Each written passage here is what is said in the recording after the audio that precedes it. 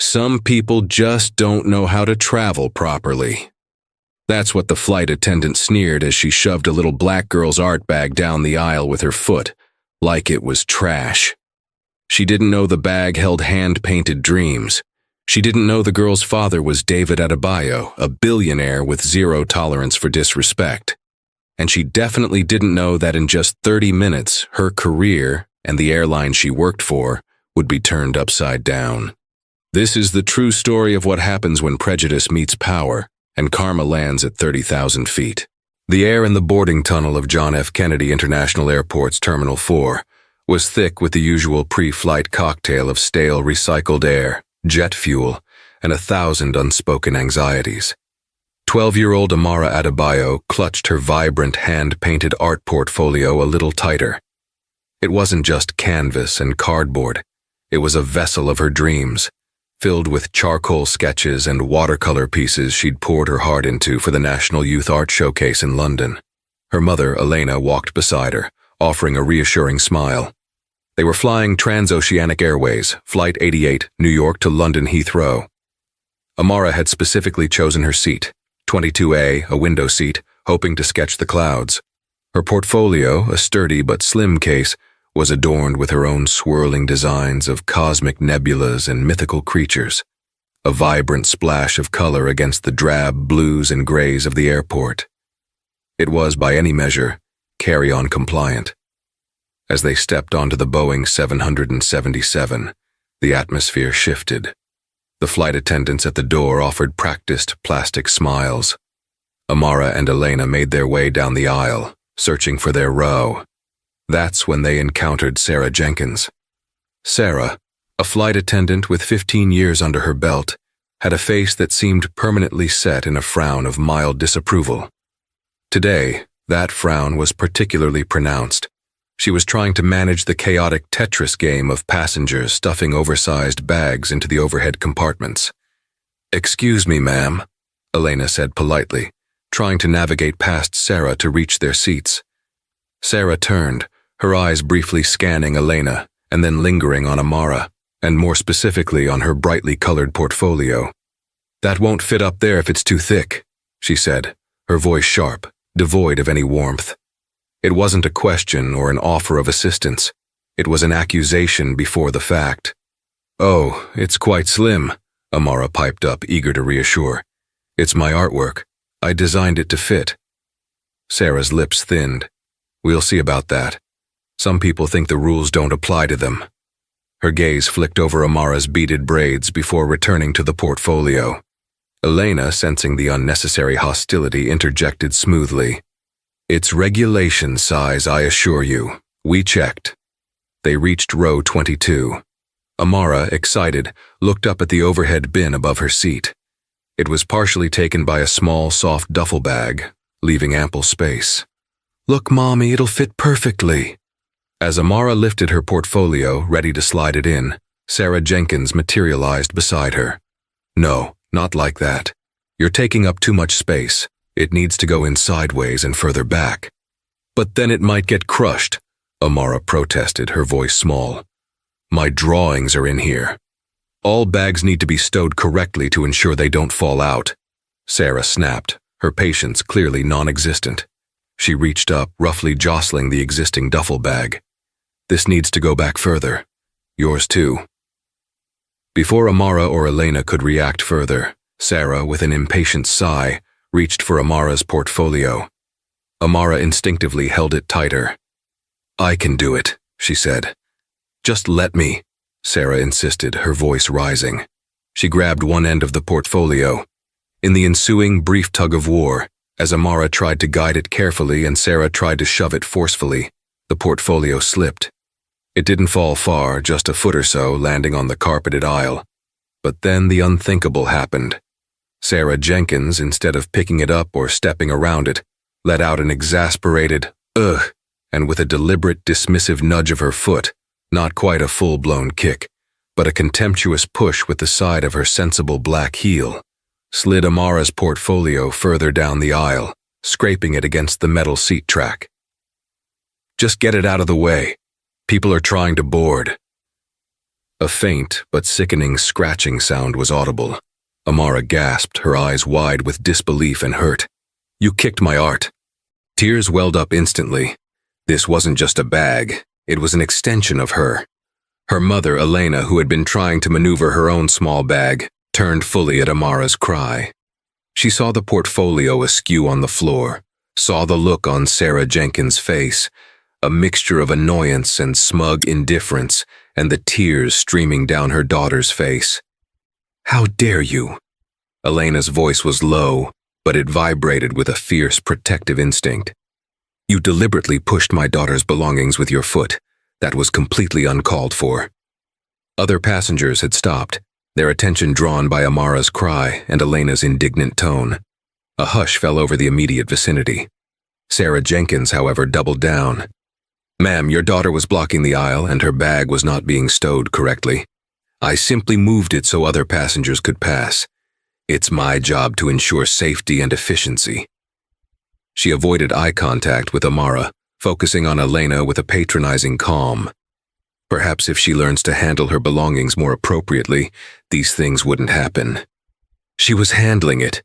You interfered," Elena shot back, her voice rising. "And you certainly didn't need to use your foot like it was a piece of trash. There's a scuff mark on it now. Do you know what's in there? Her hard work." Amara, sobbing quietly, bent down and picked up her portfolio. A long, ugly gray scratch now marred the vibrant cosmic scene on one side. One of the corners was dented. "My paintings," she whispered, her heart aching. "It's just a bag, dear," Sarah said to Amara, her tone saccharine and condescending. "A little scuff. You'll live." Then turning back to Elena. "Now, if you'll please take your seats and stow your items. We need to keep things moving." She gestured vaguely down the aisle and then pointedly turned her attention to another passenger, dismissing them entirely. Elena was seething. She helped a devastated Amara into her seat by the window. Amara pressed her face against the cool plastic, trying to hide her tears from the curious eyes of other passengers. Some looked sympathetic, others uncomfortable, a few pointedly indifferent. No one spoke up. No other crew member intervened. Elena took a deep breath, trying to regain her composure. She knew arguing further with this particular flight attendant would be futile and would only escalate the situation negatively in the confined space of the aircraft. But this was not over. Not by a long shot. She looked at her daughter, whose shoulders were shaking. The vibrant joy Amara had felt just minutes ago had been extinguished, replaced by a hurt that was far deeper than a scratch on a portfolio. This wasn't just about damaged property. It was about disrespect, about a casual act of meanness that reeked of something uglier. Elena pulled out her phone. She had one very important call to make. She glanced at her watch. 10:15 a.m. The flight was scheduled to depart at 10:45 a.m. "Don't worry, my love," she murmured to Amara, stroking her hair. "This isn't right, and we are going to make it right." Her fingers flew across the screen, dialing a number that rarely went unanswered for long. On the other end of the line, thousands of miles away but always connected, David Adebayo was in a board meeting in his London headquarters. David Adebayo, CEO of Adebayo Holdings International, AHI, a global conglomerate with interests spanning from sustainable energy to cutting-edge technology and luxury real estate, was a man whose presence commanded attention without uttering a single word. His firm was known not just for its aggressive growth, but for its surprisingly ethical core, a reputation David had painstakingly built. Today, however, his laser focus on a new satellite communications venture was about to be spectacularly derailed. His personal phone, usually silent during board meetings, vibrated discreetly on the polished mahogany table. He glanced at the caller ID, Elena. His brow furrowed slightly. She knew he was in this crucial meeting. For her to call, something had to be significantly amiss. "Excuse me, gentlemen," he said, his voice calm but with an undercurrent that made everyone in the room sit up a little straighter. "I need to take this." He stepped into his private adjoining office, the London skyline a panoramic backdrop. "Elena, is everything all right? Are you and Amara at the airport? Elena's voice was tight with controlled fury. David, we're on the plane. Or we were supposed to be taking off soon. Something just happened. Something unacceptable. She quickly recounted the incident with Sarah Jenkins. The dismissive attitude, the deliberate shove of Amara's art portfolio with her foot, the condescending remarks, and Amara's utter devastation. As she spoke, David's expression changed from concern to a cold, hard anger that rarely surfaced, but was formidable when it did. He listened intently, his knuckles whitening as he gripped his phone. The image of his vibrant, talented daughter, so proud of her artwork, being subjected to such callous disrespect and casual cruelty by someone in a position of service, ignited a protective rage within him. Amara is heartbroken, David, Elena said, her voice cracking slightly. It wasn't just the portfolio. It was the way she did it, the contempt. It felt targeted. David closed his eyes for a brief moment. He could picture Amara's face, usually so bright and expressive, now clouded with tears. That image alone was enough. What is the flight attendant's name, Elena? He asked, his voice dangerously quiet. Sarah Jenkins. At least, that's what her name tag said. Flight 88, Transoceanic Airways, JFK to Heathrow. Transoceanic Airways, David repeated, the name tasting like ash in his mouth. He knew the airline. AHI's corporate travel department used them frequently, though he personally preferred his private jet for most travel. A luxury he indulged primarily for efficiency and privacy, not ostentation. Recently, he recalled his COO mentioning some concerning reports about Transoceanic's declining customer service standards and rising number of complaints. He had even seen a preliminary internal report suggesting AHI reconsider its corporate contract with them. Is Amara okay to fly? Does she want to get off the plane? He asked, his primary concern being his daughter's well-being. She's distraught, but she still wants to go to London for the competition. She's trying to be brave, Elena replied, her voice laced with a mother's pain. But David, this woman, this Sarah Jenkins, she needs to be held accountable. It's not just about a damaged bag, it's the principle. The sheer disrespect. She will be, David stated, a chilling certainty in his tone. Elena, I want you to do nothing for now. Don't engage with this woman further. Just comfort Amara. I will handle this. What are you going to do? Elena asked, a hint of apprehension in her voice. She knew her husband. When he said handle this, it usually involved swift, decisive, and often monumental action. A grim smile touched David's lips. Let's just say I'm going to ensure Transoceanic Airways takes this matter very, very seriously. Their complaints department is about to have a rather unusual day. He paused. In fact, their entire corporate structure might be in for a surprise. He ended the call and stood for a moment, gazing out at the city. The preliminary report on Transoceanic flashed in his mind. It had mentioned something else. The airline was financially over-leveraged, quietly seeking new investors, though publicly maintaining a brave face. AHI had, in the past, looked at transportation and logistics as a diversification area. One of his ambitious young analysts had even prepared a speculative dossier on Transoceanic's vulnerabilities and potential as an acquisition target. Should its stock price fall further, David had dismissed it at the time as too far outside their core business. Now it seemed fate, or rather the kick of a flight attendant's shoe, had brought it sharply back into focus. He strode back into the boardroom. The expectant faces of his executive team turned towards him. Gentlemen, David announced, his voice resonating with newfound purpose. There's been a change of plans.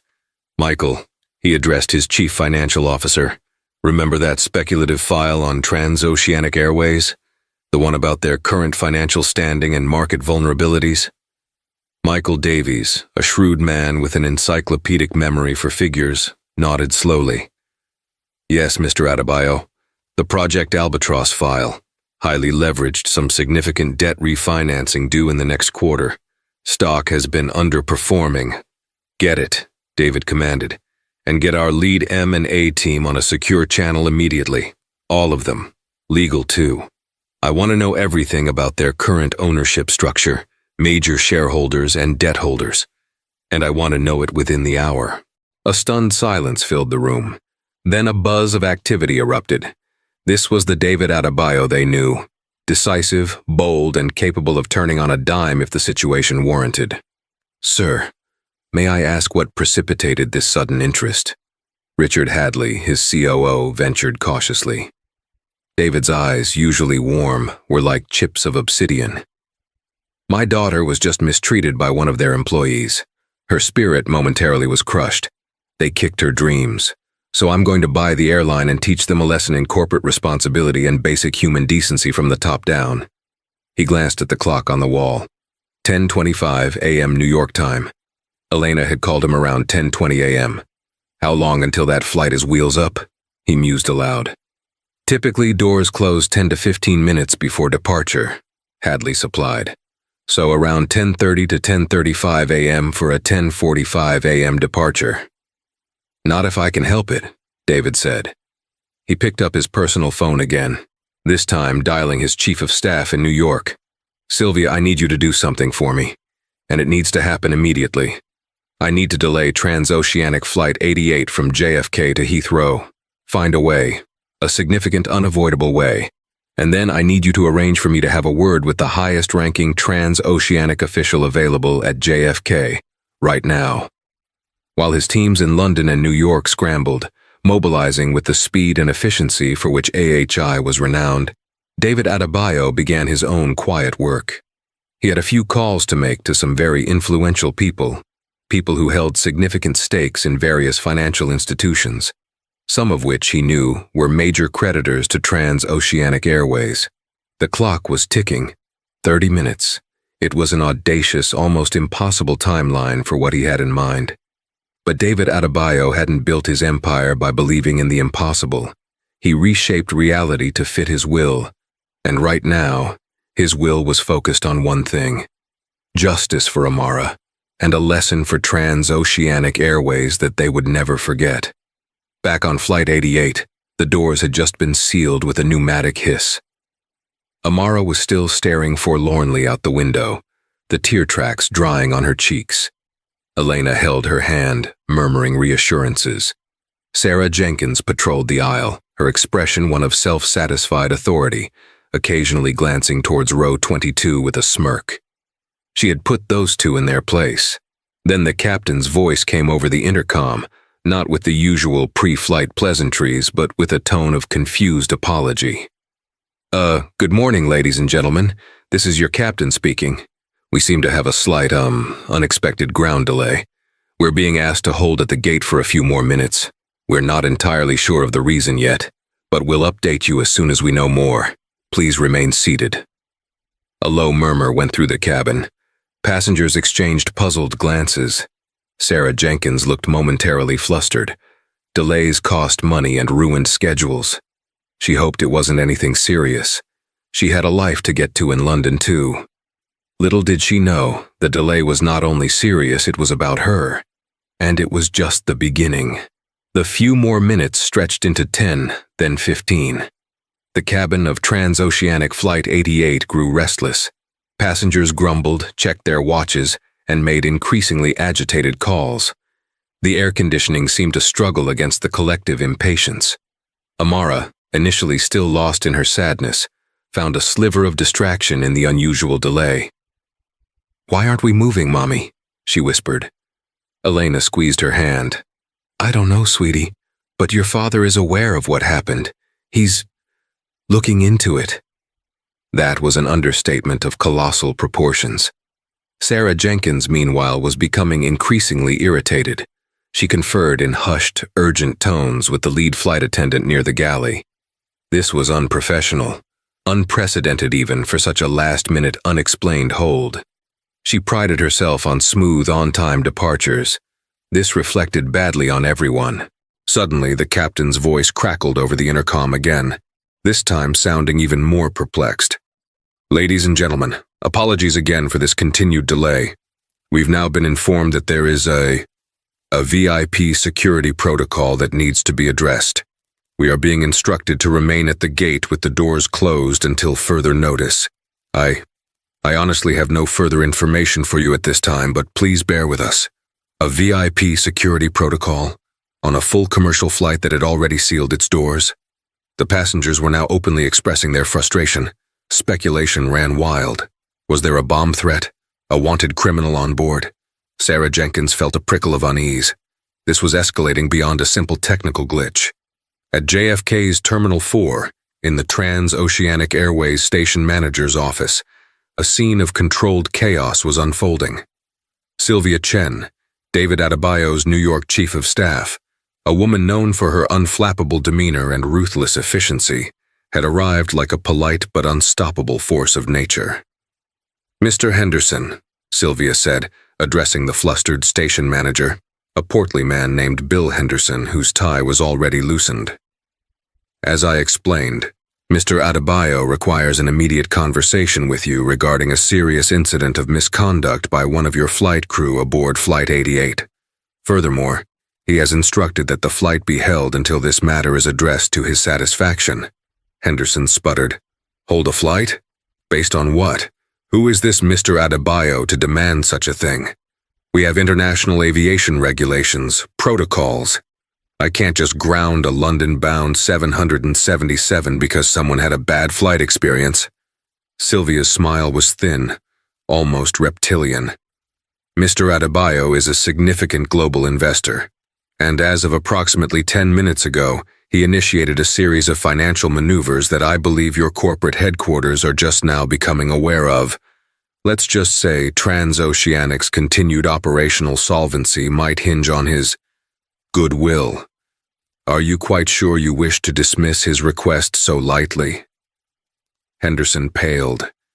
He'd received a frantic, garbled call from someone high up in corporate security a few minutes ago, mentioning an urgent high-level intervention and an order to cooperate fully with a representative from AHI arriving at your office.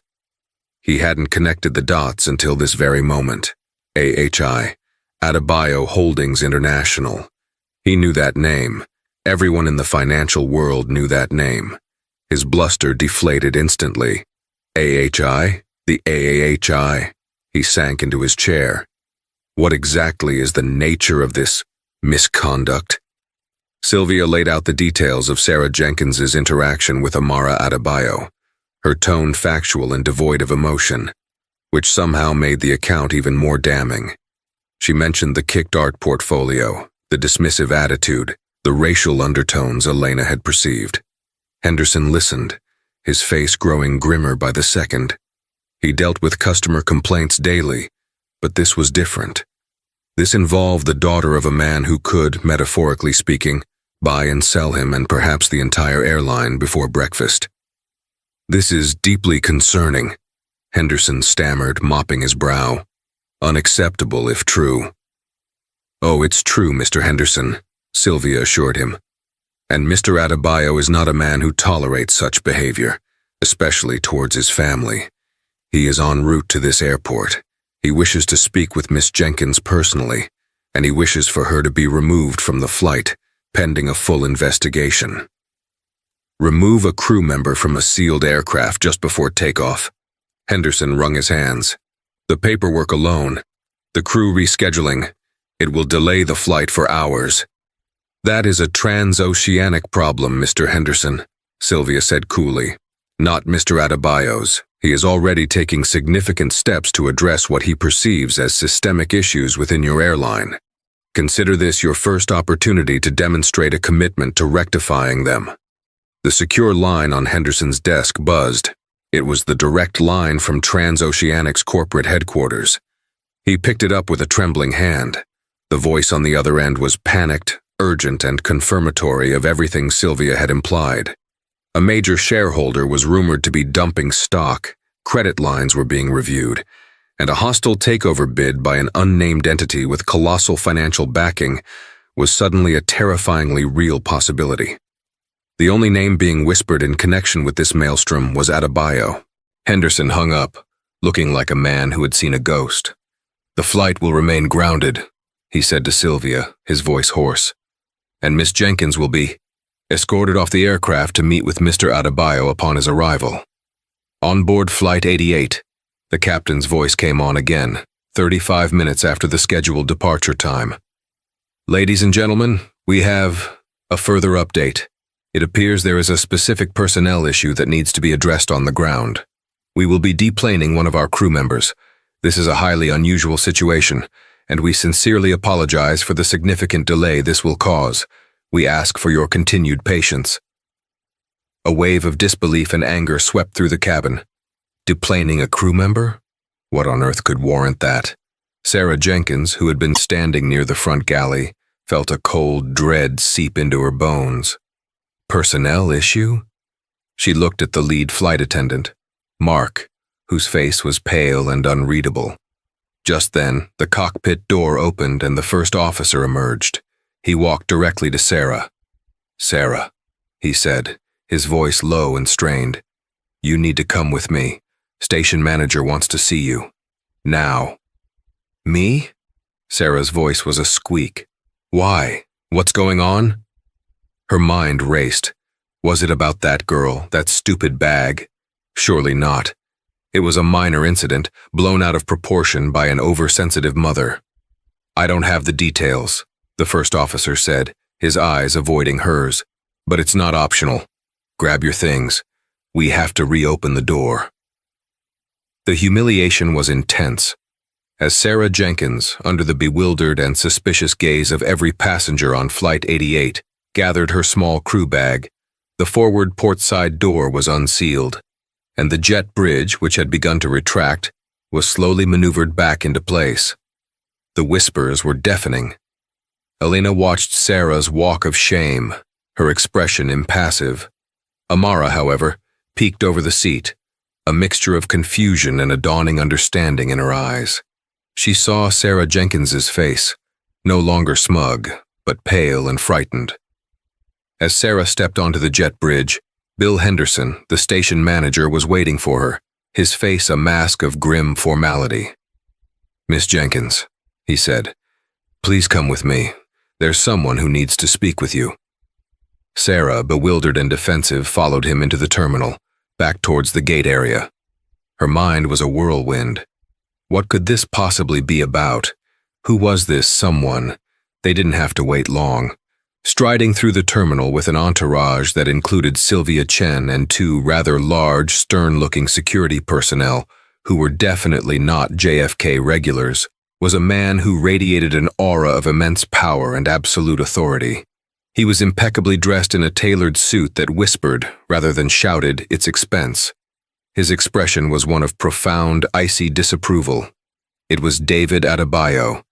He had made it from his London office via secure video links and a flurry of transatlantic calls to effectively halt an international flight and summon a flight attendant, all in under 40 minutes since Elena's call.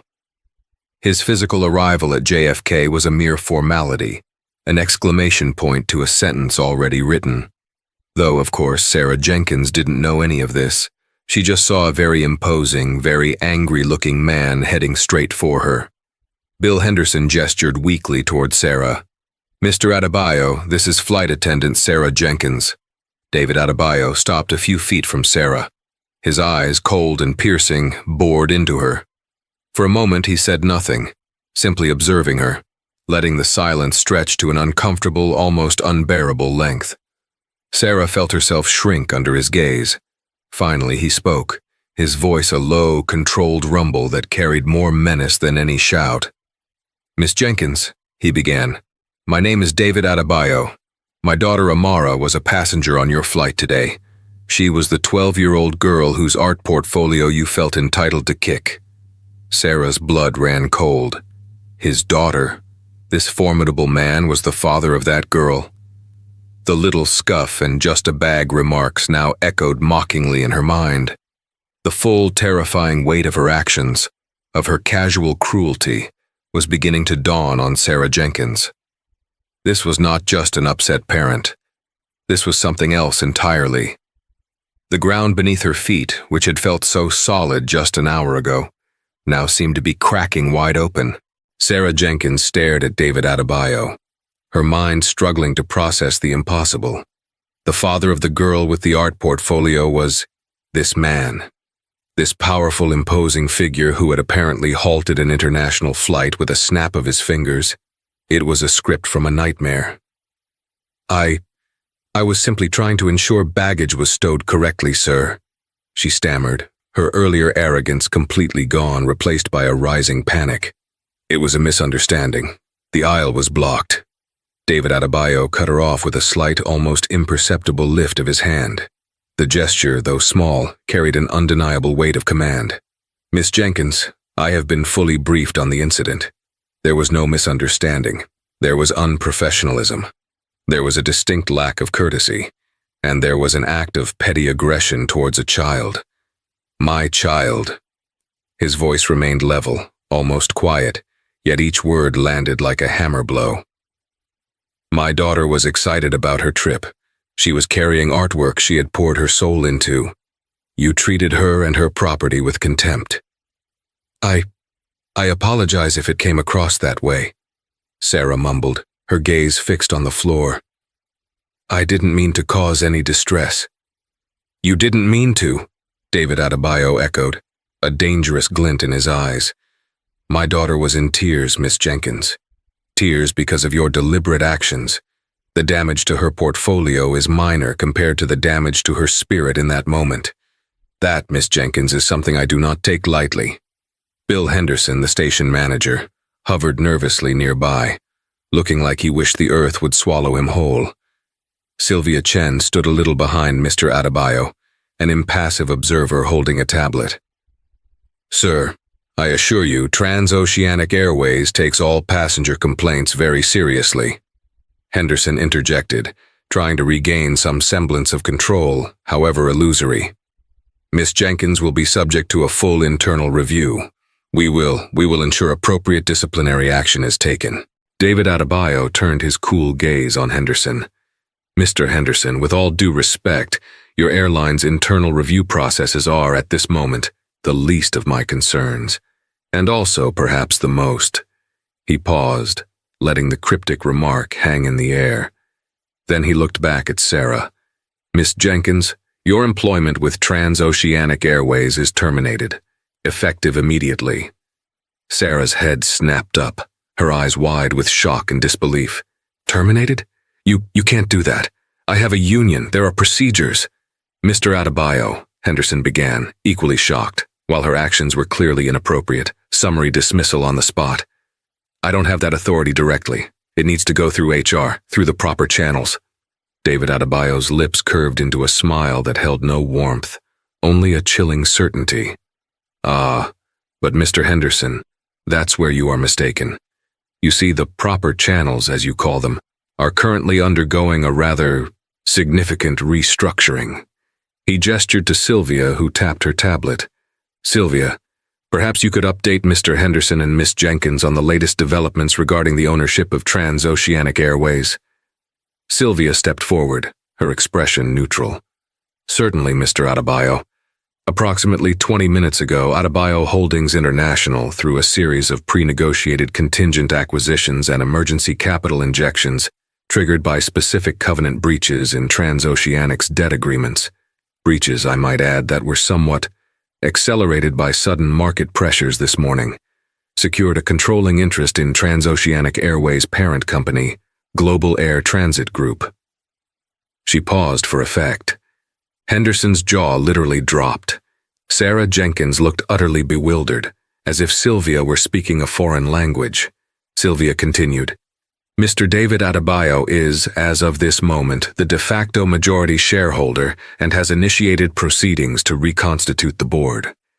His first directive, conveyed to the interim CEO, who was appointed roughly 5 minutes ago, was to address the personnel issue on Flight 88 with immediate and decisive action. That action, Miss Jenkins, is your termination for gross misconduct and actions bringing the airline into disrepute. Silence. Thick, stunned, absolute silence. Sarah Jenkins swayed slightly. It was too much, too fast. Buy the airline? He'd bought the entire airline? Because she kicked a bag. It sounded insane, like a fever dream. "No, that's not possible," she whispered, her voice trembling. "This is a joke, a cruel joke." David Adebayo's expression was anything but joking. "I assure you, Miss Jenkins, I find very little humor in situations where my family is mistreated, or where businesses I am associated with operate with such a blatant disregard for basic decency. You asked if I could terminate your employment. As the new owner, effectively, of this airline, I can, and I have." He turned to Henderson, whose face was ashen. "Mr. Henderson, you will facilitate Miss Jenkins's removal from airport premises. She will be paid any outstanding salary due to her, as per her contract, but her association with this airline ends today. Her flight privileges are revoked, and she is not to work on any flight operated by any airline under the Global Air Transit Group umbrella, ever again." Henderson, looking utterly defeated, could only nod mutely. The power dynamic had shifted so completely, so seismically, that he was left reeling. David Adebayo then addressed Sarah Jenkins one last time. "Consider this a life lesson, Miss Jenkins. Sometimes the smallest actions can have the most profound consequences. Dignity, respect, kindness, they are not optional extras in customer service or in life. They are fundamental. You failed on all counts today." With that, he turned his back on her, a gesture of final dismissal more potent than any further words. Sarah Jenkins stood frozen, the world she knew having crumbled around her in less than an hour. The smirking authority, the petty power trip, all reduced to this. Jobless, disgraced, and the catalyst for a corporate takeover she couldn't even comprehend.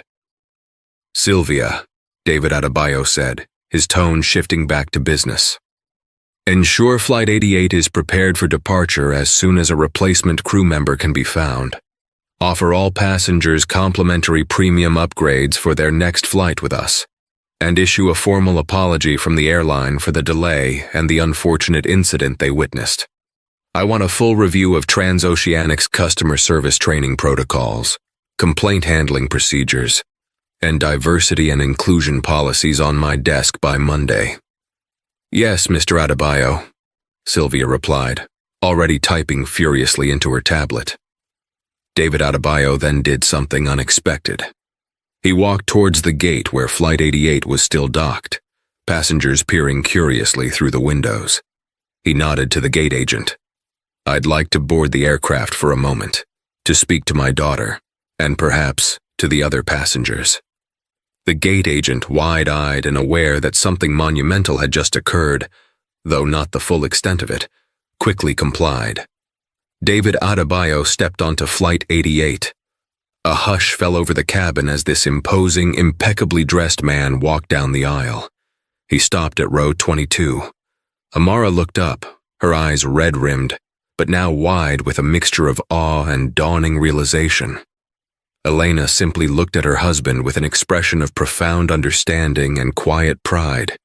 He crouched down beside Amara. "Are you all right, my princess?" he asked softly, his voice now gentle, all traces of icy anger gone. Amara nodded, a watery smile forming. "Daddy, what happened?" "Let's just say," David said, winking, "that the airline wanted to make sure you knew how important their passengers are, especially young artists with beautiful portfolios." He gently touched the scuffed corner of her art case. "We'll get this repaired, or even better, we'll get you a brand new one designed by your favorite artist, perhaps." Amara giggled, a genuine happy sound that warmed his heart. "Really? Anything for you," he said. He then stood up and addressed the cabin, his voice calm and reassuring. "Ladies and gentlemen, my name is David Adebayo. I apologize for the significant delay you've experienced. There was an unfortunate incident involving a member of the crew and my daughter, which has now been addressed. I want to personally assure you that such conduct is not representative of the standards we aspire to at Transoceanic Airways." A slight murmur went through the passengers. "We aspire?" "In fact," David continued, a subtle emphasis in his tone, "my company, Adebayo Holdings International, has today taken a controlling interest in Transoceanic Airways. This airline is now under new ownership. Gasps rippled through the aircraft. Jaws dropped. Phones were subtly raised to record. "Our commitment," David stated, his gaze sweeping across the passengers, "is to transform Transoceanic into an airline that prioritizes respect, dignity, and outstanding service for every single passenger. The changes will begin today. As a small token of our apology for this disruption, and as a welcome to the new Transoceanic, all passengers on this flight will receive a voucher for a complimentary upgrade to business class on their next journey with us. Furthermore, we will be making a significant donation to youth arts programs in both New York and London." He smiled warmly. "Thank you for your patience. I wish you all a pleasant flight to London." He gave Amara one last reassuring nod and a loving glance at Elena, then disembarked. As the aircraft door finally closed for the second time and the plane began its pushback, a stunned silence was followed by a babble of excited chatter. Passengers were looking at Amara and Elena with a mixture of awe and sheer disbelief. The little girl whose bag was kicked. Her dad just bought the airline. Amara, no longer crying, looked out the window as the Boeing 777 finally taxied towards the runway. The world outside seemed a little different now, brighter. She picked up her scuffed portfolio, a new sense of resilience blooming within her. Maybe, just maybe, this experience, as awful as it had started, would become one of her most important stories. Meanwhile, in a stark, quiet room somewhere in the depths of JFK's Terminal 4, Sarah Jenkins was contemplating the smoking ruins of her career and the unbelievable, almost surreal chain of events her actions had triggered. The karma hadn't just knocked, it had bulldozed its way into her life, leaving devastation in its wake. And it was far from over. The story of Flight 88 and David Adebayo's dramatic acquisition of Transoceanic Airways, spurred by the mistreatment of his daughter, didn't stay confined to the tarmac of JFK or the cabins of a single Boeing 777. It exploded. The passenger who had been discreetly filming the initial confrontation with Sarah Jenkins, a freelance journalist named Chloe Davis, found herself with the scoop of a lifetime. Her footage, combined with whispers from shell-shocked Transoceanic employees and the eventual, carefully worded press release from Adebayo Holdings International, announcing their strategic investment in the global air transit group, painted an electrifying picture. Within hours, Flight Attendant fired, Billionaire buys Airline, and Artist Precious were trending globally. News outlets scrambled, commentators weighed in, and Sarah Jenkins's name, despite initial attempts by some media to withhold it, was eventually leaked and plastered across social media. Her image, caught mid-sneer in Chloe's video, became a meme representing petty tyranny and instant karma. For Sarah Jenkins, the aftermath was a relentless, humiliating ordeal. Her union, initially vowing to fight her dismissal, quietly backed down when the sheer scale of AHI's takeover and the damning evidence of her behavior became clear. They issued a statement condemning unprofessional conduct and distancing themselves from her actions. Job offers in the aviation industry, or any customer-facing role, evaporated. Friends grew distant. The anonymity she once had was shattered. She became a pariah, a walking embodiment of how not to behave. Past complaints against her, previously dismissed or lightly reprimanded by Transoceanic's complacent HR department, resurfaced. A pattern of dismissive behavior, microaggressions, and power-tripping emerged, painting a picture of an employee who should have been flagged and retrained, or perhaps even let go long ago. This systemic failure became a key focus for David Adebayo. He wasn't content with just firing one flight attendant. His goal was far more ambitious: to fundamentally reshape Transoceanic Airways from a culture of indifference to one of exemplary service and respect. The Monday following the incident, David Adebayo, along with a hand-picked transition team from AHI, walked into Transoceanic's corporate headquarters. The atmosphere was thick with anxiety and trepidation. Employees who had coasted under the old regime, who had perhaps turned a blind eye to declining standards, were visibly nervous. Adebayo's first week was a whirlwind. Leadership overhaul. The interim CEO was quickly replaced by a seasoned aviation executive known for customer-centric turnarounds, handpicked by Adebayo. Several senior VPs in operations, HR, and customer service, whose departments were found to be negligent or ineffective, were offered generous severance packages and swiftly shown the door. Immediate policy changes. New, crystal-clear guidelines on passenger interaction, conflict resolution, and anti-discrimination were drafted and disseminated. The customer is always right mantra was replaced with every customer deserves respect and dignity. A zero-tolerance policy for any form of harassment or discrimination, by staff or towards staff, was implemented. The Amara Initiative, named implicitly for his daughter, a comprehensive retraining program was announced for all 15,000 transoceanic employees, from gate agents to pilots to baggage handlers. Developed in partnership with leading customer experience consultants and civil rights advocacy groups, the training focused on empathy, cultural sensitivity, de-escalation techniques, and recognizing unconscious bias. It wasn't just a PowerPoint presentation. It was interactive, immersive, and mandatory. Failure to complete or pass the new certification meant reassignment or termination. Empowering employees, ensuring accountability. While cracking down on poor behavior, Adebayo also introduced measures to support good employees. Better pay scales were announced, whistleblower protection strengthened, and a new system for commendations and rewards for exceptional service was put in place.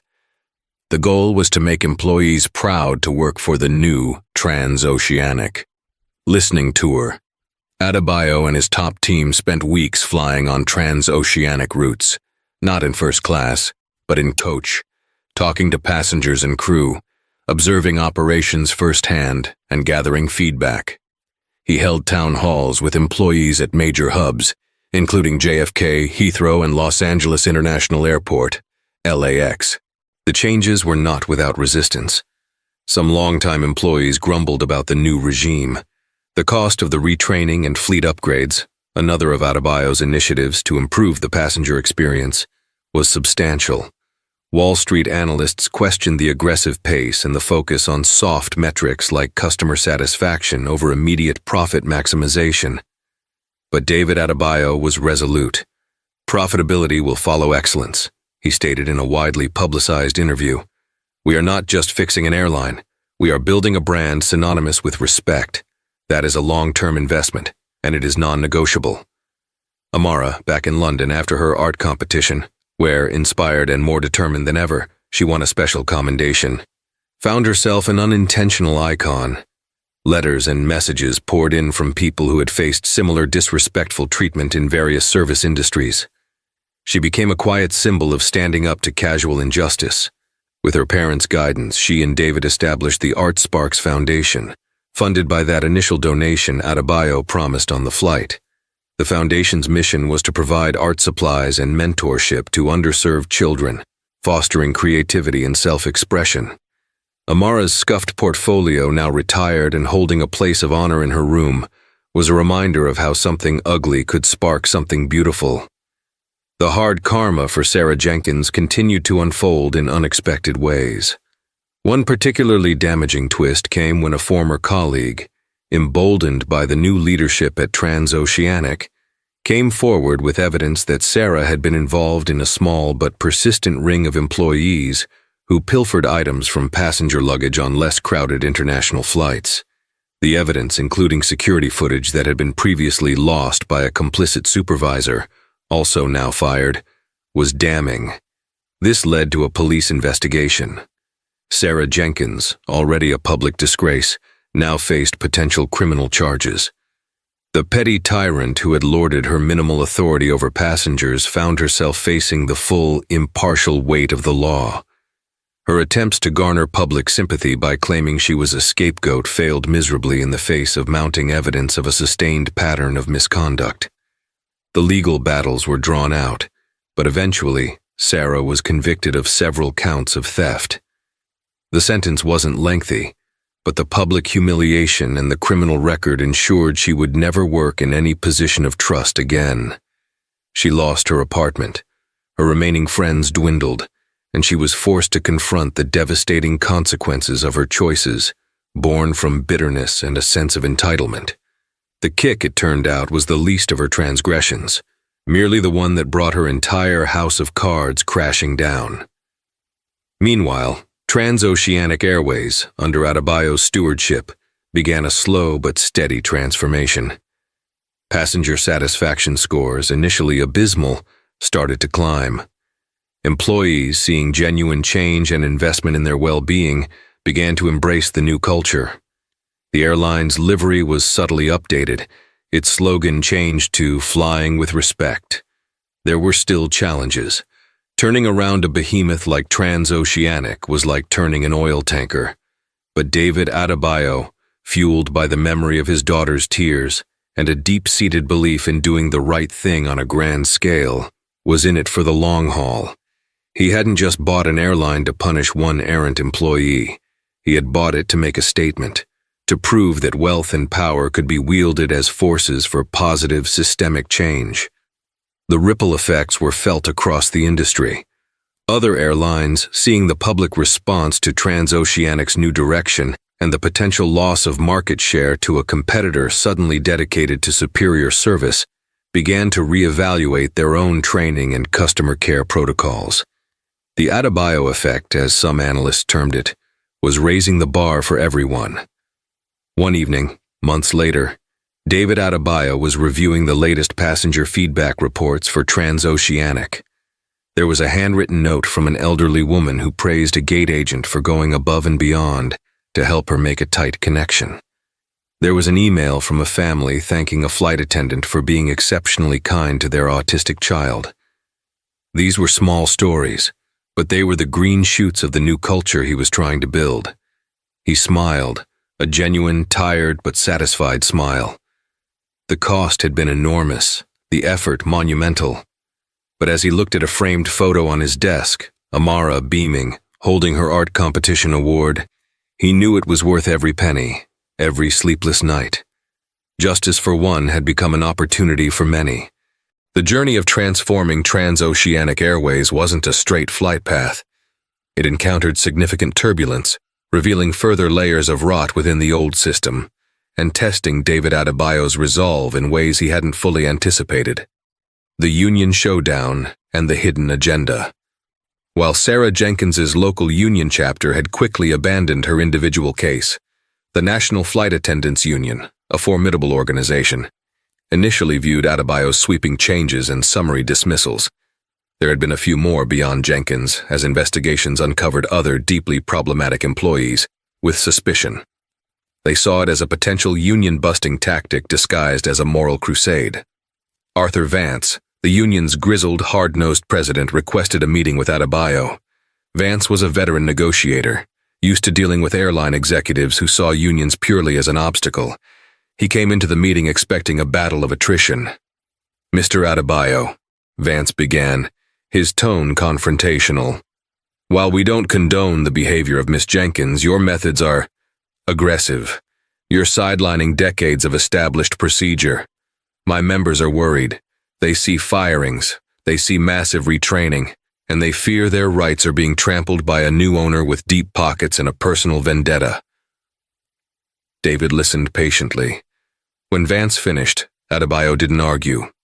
Instead, he presented his own meticulously gathered data. Internal safety reports that had been ignored, patterns of harassment complaints that were systematically buried by middle management, some of whom were themselves union members in supervisory roles, and alarming statistics on employee turnover in specific departments linked to bullying supervisors. "Mr. Vance," David said calmly, "my personal vendetta, as you call it, is against incompetence, injustice, and a corporate culture that allowed mediocrity and disrespect to fester. This isn't about breaking the union. It's about breaking the cycle of poor management and bad behavior that has tarnished this airline and made it a miserable place to work for many of your honest, hard-working members. I believe a strong, ethical union can be a partner in this, not an adversary. But that partnership requires acknowledging the problems go deeper than one flight attendant. Then came the twist. During AHI's deep dive into transoceanic's finances and operations, they'd uncovered a slush fund, discreetly managed by a few well-placed individuals within the previous administration, and shockingly, linked to a handful of senior union representatives, including one of Vance's own deputies. This fund was allegedly used for off-the-books settlements for particularly egregious misconduct cases to avoid public scandals, effectively protecting the worst offenders and perpetuating the toxic culture. Adebayo didn't reveal this information directly to Vance in that first meeting. Instead, he initiated a separate, discreet internal audit, led by a team of forensic accountants. As evidence mounted, he strategically leaked hints of financial impropriety within certain labor-affiliated circles to trusted financial journalists. The pressure on Vance became immense, not from Adebayo directly, but from within his own ranks as whispers of corruption grew louder. The implicated deputy, sensing the walls closing in, attempted to shred documents and was caught. This internal scandal rocked the union. Vance, to his credit, was genuinely appalled. He had built his career on fighting for the workers, not protecting corrupt officials. Forced to clean his own house, Vance had no choice but to cooperate with Adebayo's reforms, realizing that the new owner was actually offering a chance to create a healthier, more respectful workplace, which was, after all, the union's purported goal. The union, after a period of internal turmoil and the ousting of corrupt elements, eventually became a somewhat reluctant but ultimately constructive partner in implementing the new training and accountability measures. This twist not only removed a potential roadblock, but also helped cleanse another layer of the systemic issues plaguing the airline. The sabotage from within. Not everyone at Transoceanic was thrilled with the new era of respect. A pocket of disgruntled mid-level managers and longtime employees, loyal to the old, lax ways, and some implicated in covering up past issues, felt threatened by Adebayo's reforms. They saw their comfortable fiefdoms crumbling. This resistance took the form of subtle sabotage, deliberately misfiled paperwork for the new training programs, accidental scheduling conflicts for key personnel needing retraining, anonymous complaints to aviation authorities about trivialities, hoping to bog down the new management in red tape. There were even attempts to smear Chloe Davis, the journalist who broke the initial story, by planting false rumors about her motives. One particularly insidious plot involved attempting to discredit Amara's experience. An anonymous source, later traced to a bitter former HR manager who had been dismissed, tried to feed a tabloid a doctored internal report, suggesting Amara had been unruly and her mother overly aggressive, implying Sarah Jenkins was the actual victim. David Adebayo's security and PR teams, now highly attuned to such machinations, were swift and ruthless. They traced the leaks, identified the saboteurs, and dealt with them decisively, not through public firings, but through legal channels, pursuing cases of defamation and corporate sabotage where evidence allowed. For the tabloid, they provided irrefutable evidence of the report's falsification, including sworn affidavits from other passengers on Flight 88 who had witnessed Sarah Jenkins's behavior and corroborated Elena and Amara's account. The tabloid, fearing a massive lawsuit from Adebayo, backed off and even issued a small, buried apology for considering the false narrative. This internal battle was a stark reminder that changing a culture wasn't just about grand pronouncements. It was about fighting a persistent, often hidden resistance to change. Each act of sabotage, once exposed and dealt with, only strengthened Adebayo's resolve and showcased the true colors of those who preferred the shadows of the old regime. And so, the story of Sarah Jenkins and the Adebayo family concludes not just with a dramatic firing, but with the wholesale transformation of an entire airline, a testament to the old saying, "Be careful how you treat people on your way up. You might meet them on your way down." Or in this case, they might just buy the whole ladder from under you. David Adebayo didn't just seek revenge. He sought reformation, turning a moment of ugly prejudice into a lasting legacy of respect and corporate responsibility. Amara's scuffed art portfolio became the unlikely catalyst for sweeping changes, proving that even the smallest voice, when backed by conviction and admittedly colossal resources, can echo through boardrooms and inspire a better way. What did you think of this incredible story of karma and consequence? Was Sarah Jenkins's fate justified? And what would you do if you had the power to buy any company that wronged you? Let us know your thoughts in the comments below.